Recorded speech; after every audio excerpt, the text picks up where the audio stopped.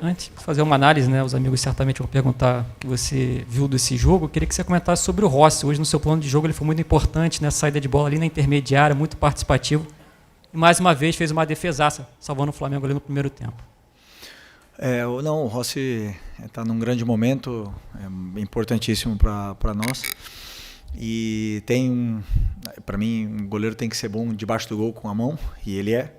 E depois, se puder, né, nos dá essa facilidade na saída, na qual ele consegue nos ajudar muito. E muito inteligente também, posicionando os jogadores para dar mais tempo e espaço para eles. Então, está num grande momento. Felipe, boa noite. Boa noite. A impressão que ficou para a gente é que o empate acabou sendo um resultado justo. As duas equipes apresentaram problemas. Foi um jogo abaixo, tecnicamente, com muitos erros. E o Flamengo, com os desfalques, inevitável dizer que teve dificuldade ali na criação. O Flamengo sentiu a falta de um meia mais criativo hoje com a ausência do Arrascaeta, assim na minha visão. Eu queria que você fizesse essa análise, o que faltou para o Flamengo, porque o time teve a posse, o time teve ali a pressão no início, principalmente, mas errando novamente nesse último terço. Assim. Não, ficou bem evidente o momento, a semana. Jogamos sábado contra o Bahia e quinta-feira na Libertadores, para depois jogar domingo. Quinta-feira, 9h30, para jogar domingo às 6h30. É uma coisa que inexplicável, né? Eu acho assim, sempre falei, ter muitos jogos, ter um calendário cheio é um privilégio, porque tem times que acabam um ano agora, acaba o estadual e não tem mais nada para jogar. Então tá no Flamengo, você tem muitos jogos, tem um privilégio. Que pode ser melhor feito? Pode ser melhor feito, sem nenhuma dúvida. Tivemos menos de 72 horas para descansar, e óbvio que enquanto a perna está fresca, dura, a saúde dos jogadores, o futebol está ali. Agora, desse jeito, que o torcedor se acostume. Os melhores não vão estar no campo, nem aqui, nem os do Palmeiras, nem os do Botafogo, nem... É simples assim, né? Então, hoje realmente perdemos o Arrascaeta, não conseguiu vir para o jogo, não está em condições de jogar. O Bruno Henrique foi no sacrifício, o Alexandro chegou no limite, os zagueiros a gente viu que estava no limite, e temos um elenco muito qualificado e também temos bastantes desfalques que não servem como desculpa. Poderíamos ter feito um melhor jogo, mas também jogamos contra um grande adversário que também nos estudou bem, nos colocou em situações na qual nos causou dificuldades. Então eu diria que foi um primeiro tempo equilibrado, onde a gente dominou, conseguimos chegar bastante na área do Botafogo, tivemos nossas chances, e o segundo tempo já, a partir do minuto 15 em diante, o jogo ficou...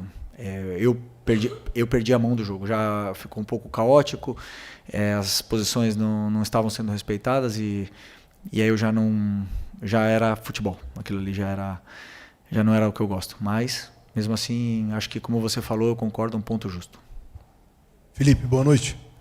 Felipe, na semana passada, depois do jogo contra o Bahia, você falou muito sobre muita coisa que acontece é de fora para dentro, aqui dentro a gente está fechado e tal.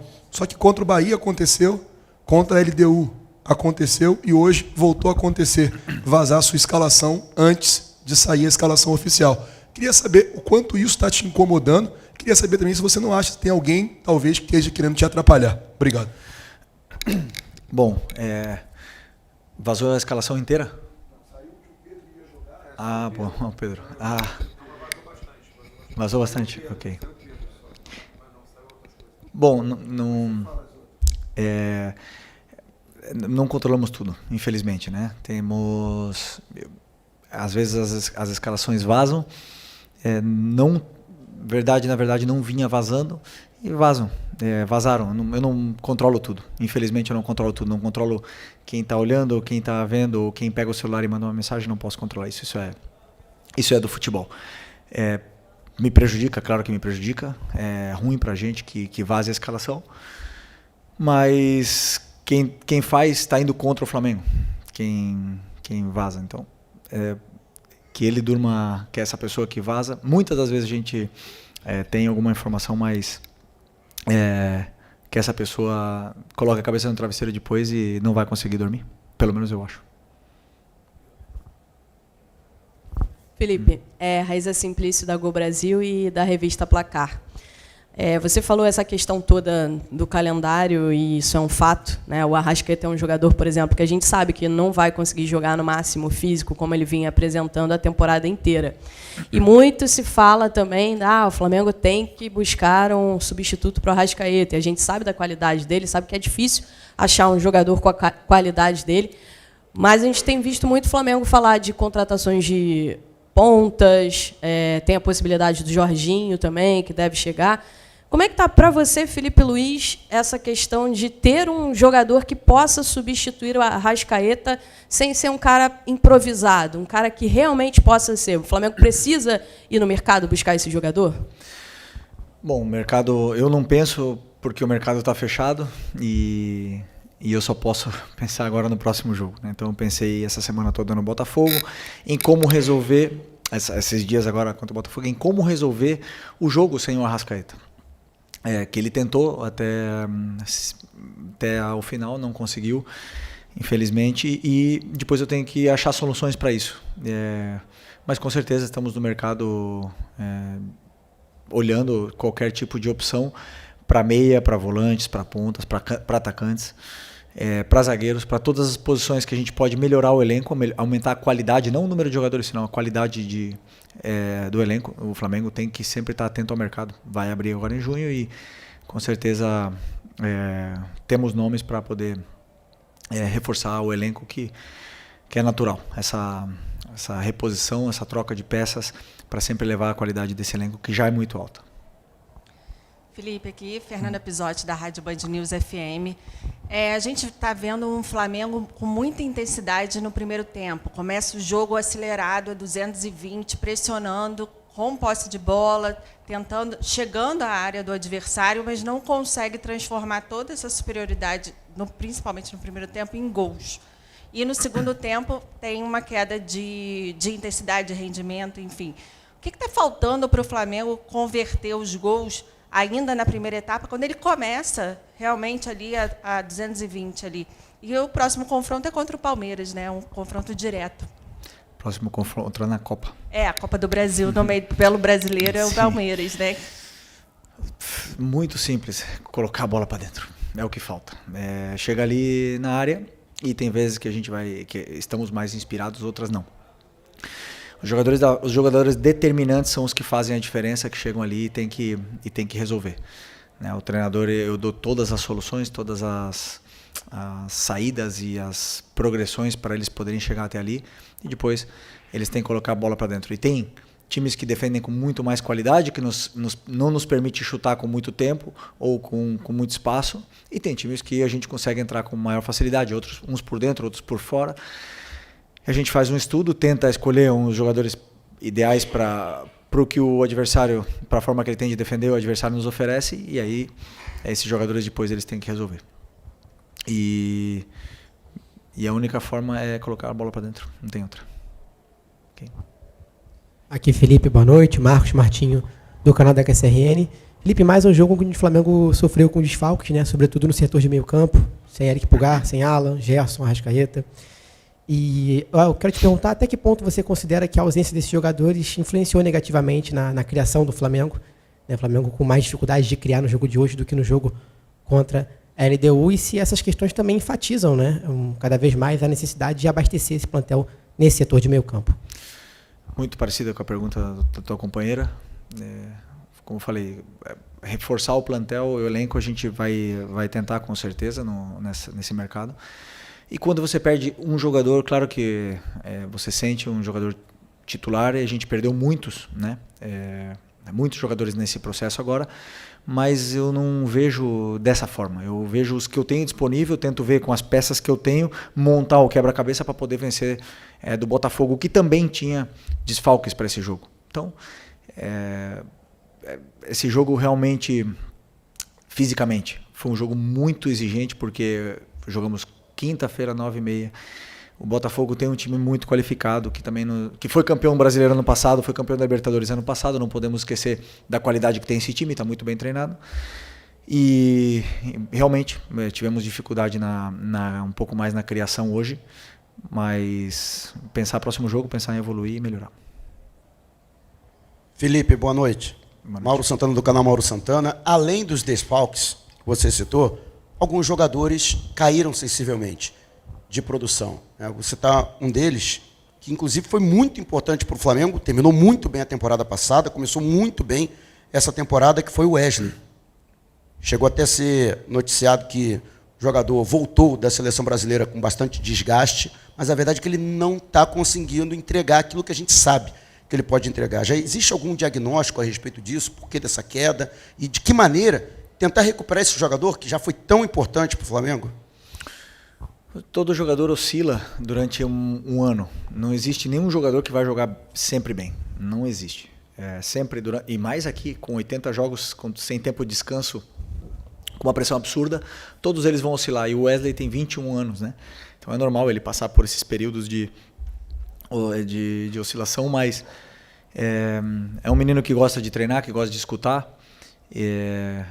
Viveu um ano muito intenso ano passado, esse ano foi convocado para a seleção, então imagina como é que não deve estar um turbilhão na cabeça dele, tudo acontecendo, com o mercado europeu especulando o nome dele, e a gente tenta blindar o máximo possível para que ele possa performar. Hoje eu já gostei muito mais do jogo dele, já achei que ele fez um bom primeiro tempo, e depois, como toda a equipe baixou, o jogador ele baixa junto, né? Se o nosso time está errando tecnicamente, se baixa um pouco a qualidade, todos eles baixam o nível. Então, junto com a equipe ele acabou baixando, mas hoje eu já gostei mais do Wesley, e com o tempo ele vai retomar as grandes atuações que ele estava tendo.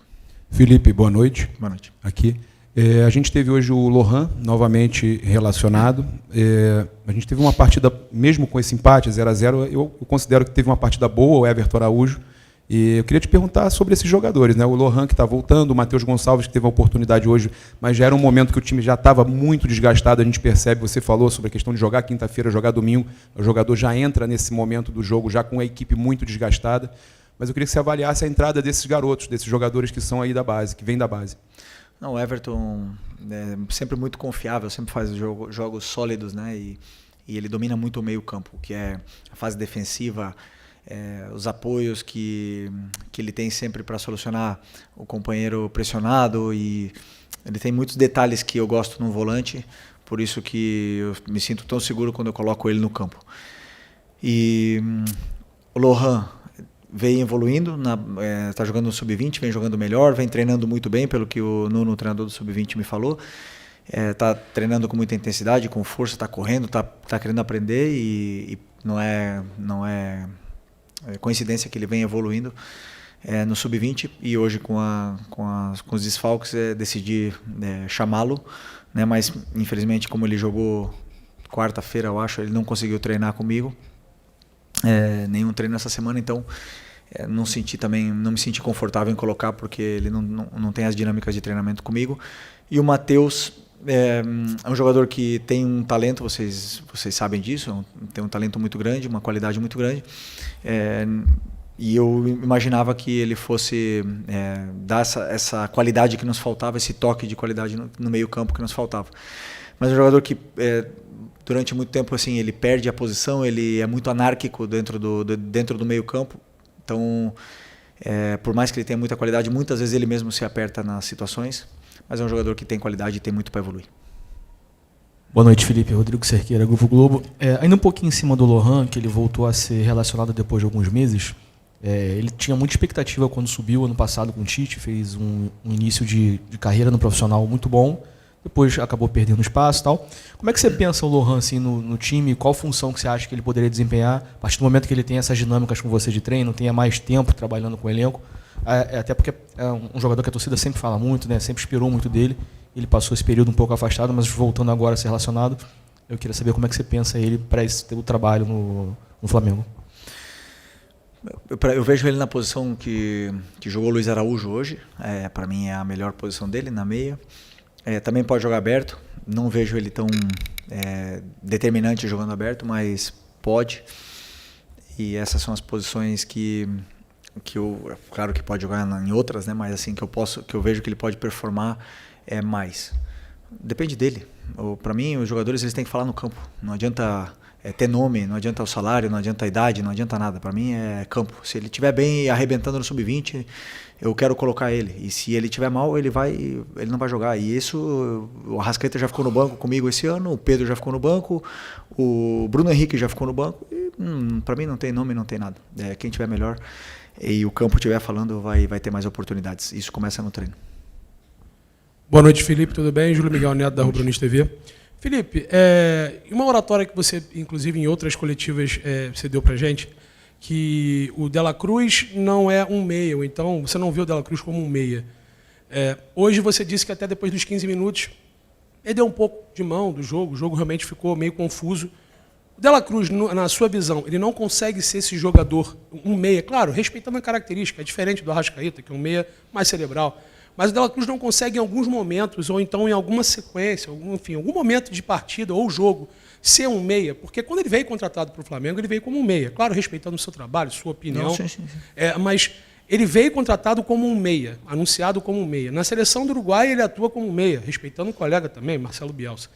E num jogo hoje com tantos desfalques, você mesmo disse que, na sua opinião, o Flamengo tem 3 meias, Arrasca, Plata e Gerson, e que fazem os jogos por dentro, Gonçalves e Luiz Araújo. O Dela Cruz não seria, em algum momento, um jogador que talvez fosse suprir essa ausência de um jogador um pouco mais ofensivo, com um pouco mais de recurso ofensivo? Queria saber a sua opinião, se realmente, de fato, o Dela Cruz não é esse cara, na sua opinião, e também, se você puder atualizar a gente, se souber também, a situação do atleta após a lesão de hoje. Obrigado, boa noite. Obrigado. Se eu coloco o Nico hoje de meia, eu jogo sem volantes, porque eu só tenho o Nico e o Everton. O Gerson estava suspenso, o Eric e o Alan estão machucados, não tinha volantes. Mas, respondendo a tua pergunta, primeiro, aonde o jogador gosta de jogar? Essa para mim é onde ele se sente mais à vontade, onde ele se sente mais cômodo. Perguntem para ele, volante, jogando de frente, construindo. Aonde a gente viu, para mim, pelo menos a melhor versão do Nico, de volante, aonde ele faz o time jogar de volante. Então eu penso sempre, assim, a posição, ele gosta de jogar ali, ele nos deu tanto, nos dá tanta criação de jogo, nos dá tanta saída de pressão por vantagem qualitativa. Para que eu vou improvisar? Né? Para que eu vou improvisar um jogador? Tirar ele do melhor lugar. É como se eu fosse tirar um zagueiro, por exemplo, o Léo Ortiz, que é um dos melhores zagueiros do Brasil, e colocar ele de volante ou de lateral. Então eu estaria tirando o que nossa equipe tem de melhor, que é a fase de estabilidade na equipe, que são os zagueiros, que são os laterais, que são os 2 volantes, para fazer uma coisa que eu não sei se daria certo. Pontualmente, se precisar, com certeza ele vai fazer. Ele vai ter essa qualidade para fazer, ele vai fazer. Eu não vejo ele com o último, por exemplo, a finalização, o gol, o último passe, que é o que o Arrascaeta tem, que é o que os jogadores que jogam nessa posição costumam ter. Agora, que ele pode fazer, não tenho nenhuma dúvida. Boa noite, Felipe Luiz. Prazer falar contigo, Eric Viana, do site fla.mundobola.com. Bom, a minha pergunta, eu sei que você já falou na semana passada sobre o Rodrigo Caio, como é que foi essa contratação dele, mas eu queria entender um pouco mais em detalhes, porque a gente viu já no outro jogo, ele separado, ele não fica no banco, né, ele fica lá em cima, na cabine, e hoje a gente viu isso acontecer de novo. A função dele, ela é de fato como de um auxiliar ou é mais ligada à análise de desempenho, alguma coisa nesse sentido? O que ele fica fazendo lá em cima? Eu gostaria que você pudesse esclarecer um pouco melhor para a gente. Obrigado.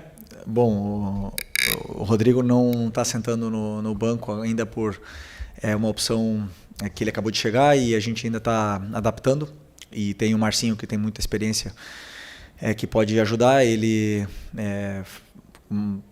faz parte da equipe de análise de bola parada e também é um auxiliar tanto do clube, né, que está aí auxiliando com os treinos, com toda a parte tática, e também junto todos os dias na minha comissão. Então, tem as funções que eu passo para ele e principalmente também agora liderando a parte da bola parada junto com outros companheiros. Felipe, aqui Isaac Andrade, Flavoz. Eu queria te fazer uma pergunta, apresentando um raciocínio, uma lógica, que vem muito mais do nosso bate-papo com os torcedores, do que, às vezes, seguindo uma linha de raciocínio de perguntas mais técnicas, mais envolvendo a questão do futebol em si. O torcedor, ele vem, de um tempo, enxergando o que a rotina do futebol brasileiro propõe aos clubes, principalmente o Flamengo. Muitos jogos, e aí ele imaginou, Bem, para suprir isso, o Flamengo tem que ter um time ou outros times da mesma intensidade. E o Flamengo veio avançando com o elenco, trazendo vários profissionais. E hoje, o torcedor enxerga que o Flamengo tem ali 2, 3 times que batem de frente com qualquer time hoje que joga no Campeonato Brasileiro, por exemplo. E você menciona que a dificuldade que se tem é a questão de fazer as escolhas pelas questões das posições, quando os atletas não estão disponíveis, ou porque eles se machucam por conta desse percurso, ou às vezes as questões não tem como controlar. Na hora que você faz essa escolha, vem a questão da finalização. Hoje teve um jogo muito bom, um jogo que ambos os times não estavam tão bons assim, mas que propuseram um jogo e o Flamengo, ali no último passe, também aquela dificuldade. Essa questão da última dificuldade, a questão da confiança, de fazer acontecer, da bola entrar para dentro, ela vem de uma questão de treinamento que talvez por você não ter tempo, não consiga treinar times específicos para situações, e aí vem só essa questão da escolha, da posição, e o time entra com a escolha dos profissionais nos locais certos, mas sem um treinamento, o que não gera confiança, e a bola não consegue chegar e entrar no gol? Muito bom o raciocínio todo, só não entendi qual é a pergunta. A pergunta é a dificuldade do treinamento. Ah, do treinamento. Ok. Por exemplo, eu vou dar o exemplo que aconteceu. Quinta-feira, jogamos, cheguei em casa de madrugada, tivemos que treinar sexta-feira à tarde, com os jogadores que não jogaram, e aí você já começa a desenhar um pouco o jogo e as correções do último jogo, dependendo do que o modelo de jogo nos guia. Sábado, os jogadores que jogaram podem fazer a primeira parte, que é o quê? O plano de jogo do que vai acontecer no jogo. Então, os detalhes eles se perdem. Para mim é isso. Os detalhes eles se perdem. Já são os 2 metros do posicionamento de um zagueiro que fica errado. São detalhes. A condução de bola, quando ela tem que acontecer. E essas coisas vão se perdendo. Mas, principalmente, o jogador ele não descansado totalmente para jogar. Muitas vezes o nível de intensidade, de concentração ele cai. E é pequeno, não é muita coisa, porque você vê, por exemplo, o Alexandro com 34 hoje jogou os 90 minutos em altíssimo nível. Mas outros jogadores não acabam a recuperação é muito individual, eles não acabam de recuperar 100%. E isso se nota depois nos detalhes do jogo, né? Então, ideal não é, eu não reclamo do calendário, porque como eu falei para vocês, para mim é um privilégio você ter muitos jogos. E eles jogar tantos jogos. Só que realmente, quando tem uma sequência tão grande e poucos dias, para mim 3 dias, menos de 72 horas, não dá. Quando são 4 dias, pode ter certeza que já dá para preparar muito melhor e dá para corrigir muitas coisas. Mas é o que temos, todos os treinadores, todas as equipes do Brasil, estamos todos no mesmo barco e só se unindo todos para tentar melhorar.